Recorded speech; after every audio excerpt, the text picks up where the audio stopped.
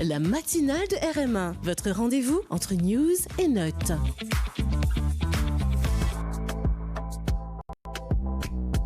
L'interview de la matinale. Pranave Biari, bonjour. Bonjour Patrice, bonjour à tous. Donc l'invité de l'interview de la matinale aujourd'hui, c'est Diane Mégros. Bonjour Diane Mégros. Bonjour. Bonjour Diane. Alors vous êtes la directrice générale, general manager de Turbine, un incubateur pour les startups. Donc dites-nous, rentrons dans le vif du sujet, c'est quoi un incubateur de startup ? Alors, un incubateur, pour faire court, c'est une organisation qui accompagne les entrepreneurs dans la phase d'idée, de développement ou d'accélération de leur projet d'entreprise.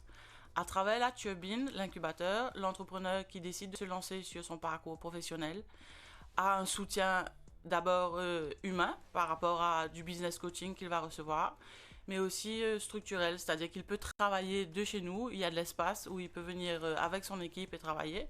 Et ensuite, on le prépare et on l'accompagne surtout pour sa levée de fonds, s'il a besoin de financement et d'investissement. Il y a toute une partie qu'il faut préparer, un business plan, et surtout valider les suppositions qu'il se fait sur son idée.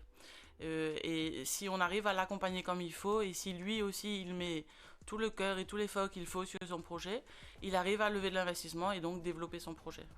Donc vous avez évoqué l'accompagnement, le financement, mais quand on parle de start-up à Maurice ou dans le monde, on parle aussi de défis. Donc disons que moi demain, j'ai une idée que je souhaite transformer en business. Je viens chez Turbine. Alors j'aurai bien sûr plein de défis à affronter. Comment est-ce que Turbine va m'accompagner à affronter ces défis-là?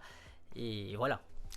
Alors, évidemment que les entrepreneurs, ils font face à énormément de défis. Je le sais moi-même par expérience parce que j'ai moi-même créé 2 entreprises dans ma vie. C'est ce qui me rend un peu légitime aujourd'hui au poste que j'occupe parce que j'arrive à vraiment me connecter aux difficultés que les entrepreneurs vivent. Et il faut savoir qu'on n'aura pas la solution à tout. La turbine ne peut pas apporter la solution à tous les défis que l'entrepreneur va avoir. C'est lui qui va devoir affronter les difficultés qu'il va rencontrer, mais on va être là comme un support. On va l'accompagner et on va surtout l'aider à voir quelles sont les solutions qu'il a devant lui et l'aider à peser le pour et le contre de chaque solution pour que lui-même il prenne la meilleure décision. Mais je pense que le meilleur service qu'on puisse rendre aux entrepreneurs qui viennent à la turbine, c'est d'abord de lui poser les bonnes questions. Et c'est d'abord de l'aider et de le pousser à valider toutes les hypothèses qu'il se fait. Et c'est pour ça qu'on demande à l'entrepreneur rapidement de développer un minimum viable product. C'est-à-dire, quelle est l'hypothèse principale de ton idée et est-ce que tu as de la confirmation? Est-ce que tu as des clients? Est-ce que tu as des partenaires qui sont prêts et qui valident cette hypothèse-là? Et si c'est oui, à ce moment-là, l'entrepreneur lui-même est encouragé à continuer. Mais ça ne veut pas dire qu'il n'aura plus de défis. Les défis d'un entrepreneur, ça va durer pendant tout le parcours de son entreprise. Quels sont les défis auxquels il faut Le défi principal pour moi, et c'est ce qui revient souvent dans le cas où une entreprise n'arrive pas à justement perdurer, c'est le défi de l'argent. C'est la bonne gestion des finances qu'un entrepreneur doit avoir.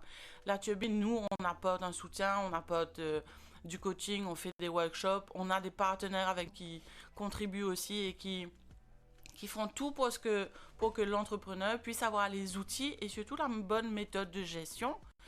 Mais ça n'empêche pas que l'entrepreneur, il va pouvoir faire des erreurs dans son parcours. Mais l'axe principal le principal, c'est d'être bien entouré. Et ça, c'est ce qu'on essaye de passer comme message aux entrepreneurs qui sont chez nous. C'est dès le départ, entourez-vous de bonnes personnes. C'est-à-dire celles qui vont vraiment vouloir que vous réussissiez, mais surtout que votre entreprise fasse bien. Et pour moi, c'est le principal qu'un entrepreneur doit avoir, c'est d'être bien entouré par des gens bienveillants qui vont lui transmettre les outils et la méthode qu'il faut pour qu'il puisse réussir dans sa vie. Et une start-up, vous avez parlé d'erreurs. Une start-up, c'est plein de défis, plein d'erreurs possibles aussi. Et l'accès au financement, c'est difficile à cause de ces erreurs, justement. Donc, vous autorisez les erreurs, c'est ça, chez Turbine? Au fait, il n'y a pas d'erreur. On apprend au fait de tout ce qui se passe dans notre vie, que ce soit notre parcours entrepreneurial ou vie personnelle. Et ce que j'ai envie de dire, c'est que il faut désacraliser et dédramatiser, pas l'erreur, mais surtout l'échec. Quand quelqu'un échoue, une entreprise, il faut pas que ce soit un drame. Il a essayé. Et c'est ça qu'il faut, en tous les cas, encourager et se dire, tiens-toi debout, tu as essayé. Il y a des milliers qui n'essayent même pas. Donc, l'entrepreneur qui se lance et qui, au bout d'1 an, 2 ans, n'arrive pas, c'est pas une fin en soi. Il a appris énormément de ce parcours qu'il a vécu et peut-être que la prochaine idée sera la bonne. En tous les cas, pour moi, en tous les cas, à la Turbine, on ne parle pas d'échec. On parle vraiment d'apprentissage et de sortir de son expérience en ayant acquis plus de maturité, plus d'outils, plus de méthodes. Et surtout, un entrepreneur qui échoue, il ne refait pas les mêmes erreurs. Donc, il sort de là plus armé et en tous les cas plus prêt à réussir. Nous allons revenir sur les PME, les entrepreneurs, mais est-ce que vous aurez quelques exemples de success stories chez Turbine, des entrepreneurs qui sont venus avec des idées qui sont aujourd'hui un vrai business? Alors, comment on définit un success story? Est-ce qu'aujourd'hui, à Maurice, on peut parler de success story quand une start-up a réussi à lever 100 millions de roupies ou 200 millions de roupies? Oui, quelque part, c'est la définition d'une success story. En tel, moi, j'ai pas forcément d'exemples concrets de start-up qui ont réussi à lever ou faire des exits, comme on parle dans le jargon start-up, et qui soient très successful. Mais en tous les cas, la plupart des entrepreneurs qui sont venus à la Turbine sont des succès en soi, parce que d'abord, ce sont des projets qui sont portés par des entrepreneurs où il y a une vraie passion, où il y a une détermination, où il y a une ambition de faire autrement, de changer les choses, de développer un produit, un service qui diffère de ce qui existe. Des solutions, par exemple, Funkiss a été la première plateforme de crowdlending. À travers Funkiss, on a énormément de petites entreprises qui ont réussi à avoir du financement pour développer leurs entreprises. C'est quelque chose qui n'existait pas avant. Sea Life Organic est une start-up qui récupère les déchets verts et qui les transforme en fertilisants naturels. Je vois le courage de Johan, le fondateur, et j'ai envie de dire, il faut y croire et il faut surtout continuer à soutenir et peut-être pas aller au-delà du soutien financier ou au-delà du soutien branding quelque part, mais vraiment avoir une vraie réflexion sur notre façon de consommer et se dire, est-ce qu'on peut continuer aujourd'hui à mettre des engrais chimiques sur nos sols alors qu'il y a des entrepreneurs qui développent à Maurice, à travers des ressources naturelles, des engrais qui sont bien plus nourrissants pour nos sols. Et donc, vous avez évoqué les engrais naturels, on va revenir sur ça tout à l'heure, tout ce qui est réchauffement climatique, etc. Mais nous allons aborder le budget à présent, qui vient d'être présenté il y a quelques jours. Donc, il y a beaucoup d'accent qui a été mis sur l'innovation. Savoir que sur les 60 pages, l'innovation a été soulignée pour 18 fois. Donc, voilà, c'est un thème très important dans ce budget. Donc, il y a aussi la recherche, l'intelligence artificielle. Comment est-ce que vous avez dit, vous avez été entrepreneur. Comment est-ce que vous accueillez c'est le financement pour l'innovation, etc. Alors d'abord, je pense que c'est très important pour un pays de dédier un budget à l'innovation. Parce que sans innovation, on ne progresse pas. Et aujourd'hui, on ne peut pas se permettre de ne pas innover. Que ce soit pour un pays, pour des entreprises et pour nous-mêmes, personnes humaines. C'est très important. Maintenant, c'est prometteur d'entendre que dans le budget, le mot innovation a été stipulé 18 fois. Maintenant, j'ai envie de dire, il ne faut pas que ça reste qu'un mot. Il faut vraiment voir des actions concrètes se mettre en place. J'ai été contente de participer et d'écouter le blueprint du ministre de la Technologie. Je trouve que ses ambitions sont très bien. Maintenant, j'ai envie de lui dire, utilisez le capital humain, utiliser les ressources, les jeunes, les entrepreneurs en devenir et surtout les incubateurs qui existent pour qu'on puisse donner la chance aux jeunes qui sont là et qui ont énormément d'idées et surtout des capacités à développer des solutions tech, digitales qui peuvent venir justement aider et accélérer l'ambition du ministre dans toute la digitalisation des services publics. Donc, et c'est ce qu'on voit aussi à l'international, on voit un vrai shift dans le budget recherche et développement. Aujourd'hui, la plupart des grandes entreprises internationales transfère le budget recherche et développement interne aux startups. C'est-à-dire qu'elle donne la possibilité aux startups de développer des solutions et d'intégrer ces solutions-là dans leur organisation. C'est un gain de temps, c'est un gain économique et surtout, ça donne la possibilité à toute une génération de proposer des nouvelles solutions et des solutions auxquelles on n'a pas pensé parce que je suis convaincue que on n'a pas toutes les solutions et on ne peut pas penser à tout. Il faut faire confiance à l'intelligence collective, il faut faire confiance aux jeunes qui ont une autre vision des choses. Et encore plus aujourd'hui, avec l'intelligence artificielle, ça va trop vite pour qu'on fasse tout nous-mêmes. Donc, il faut se rassembler et il faut travailler ensemble. Voilà. Donc, l'innovation, c'est, vous l'avez dit, c'est le capital humain aussi, le capital intellectuel.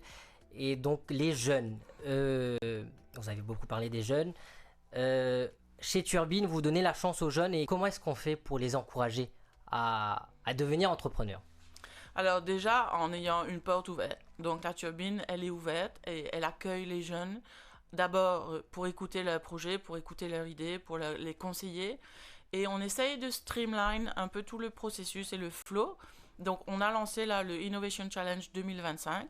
L'idée, c'est de pouvoir accueillir les porteurs de projets, ceux qui ont envie de devenir entrepreneurs, ceux qui ont envie de développer des solutions à impact. On le fait en collaboration avec des entreprises locales. Parce que je suis convaincue qu'en ayant justement une collaboration et en créant un lien entre des entreprises et des jeunes entrepreneurs, on arrive à voir les choses se concrétiser plus solidement et plus rapidement. Et les jeunes qui viennent, donc on les accompagne à remplir une forme d'application, on les encadre pendant 2 mois avec des workshops, du coaching, à structurer leur idée et de pouvoir présenter cette idée sous forme de pitch en 5 minutes, mais en ayant eu tout l'accompagnement nécessaire pour qu'ils se sentent à l'aise de le faire. Donc c'est devant un panel, devant un jury, devant des investisseurs potentiels. C'est vraiment une occasion unique à Maurice où vraiment on reçoit gratuitement tout l'accompagnement nécessaire pour que vous puissiez commencer votre aventure entrepreneuriale sur les bonnes bases et en étant encadré et surtout en ayant le support nécessaire. Dites-moi. Alors. Non, je voulais juste faire un point. Quand je dis que le programme est gratuit, c'est aussi parce que le gouvernement, on a mis en place le NSIS, le National SME Incubator Scheme, et c'est quelque chose qui marche très bien. C'est sous un programme de Public-Private Partnership, donc c'est un matching grant, et c'est ce qui permet aujourd'hui à l'incubateur de la Turbine de pouvoir accompagner les jeunes dans le développement de leurs projets et de les accompagner comme ça sur leur parcours entrepreneurial. La collaboration publique-privée, c'est très important. C'est très important, et la Turbine a aidé à mettre ce scheme-là en place avec le gouvernement à l'époque, et je suis très contente parce que je vois que dans le budget qui a été voté, ce scheme continue et perdure et c'est très encourageant pour nous parce que ça nous permet de réaliser que le ministre nous a entendus, le gouvernement met l'emphase sur l'innovation et je pense qu'il réalise l'importance justement de renforcer l'écosystème et de continuer à supporter les incubateurs parce qu'on joue un rôle clé dans l'accueil des entrepreneurs, des jeunes, dans la structuration de leurs idées, dans l'accès au financement, voilà. Et dans le budget, on met beaucoup en lien l'innovation et la technologie, l'intelligence artificielle. Donc, il y a diverses mesures, Innovative Mauritius Scheme, AI Innovation Startup Program. Mais l'innovation, ce n'est pas uniquement la technologie, l'intelligence artificielle, n'est-ce pas? Non, ouais, exactement. Donc, pour rebondir dessus, j'ai moi-même participé à une séance de formation sur le monde immersif. Et j'ai été impressionnée de ce qui existe aujourd'hui, au fait. Il y a la naissance d'un monde parallèle où chaque personne peut créer son propre personnage, son avatar. On achète des sacs Gucci à des fortunes, des sacs virtuels. Aujourd'hui, toutes les marques ont leur boutique virtuelle. Et les marques, aujourd'hui, elles ont carrément changé d'approche parce que avant de sortir un produit réel dans un magasin, ils passent par le monde immersif pour tester avec les consommateurs et voir si le produit a une chance de bien marcher dans le monde réel. Donc, c'est complètement un shift dans le mode de consommation qu'on est en train de vivre. Et dans ce monde immersif, on peut se dire qu'il n'y a aucune limite et que tout est faisable. C'est bien parce que ça donne des possibilités et des opportunités de développer nos secteurs d'activité qui, pour certains, sont en train de pallier.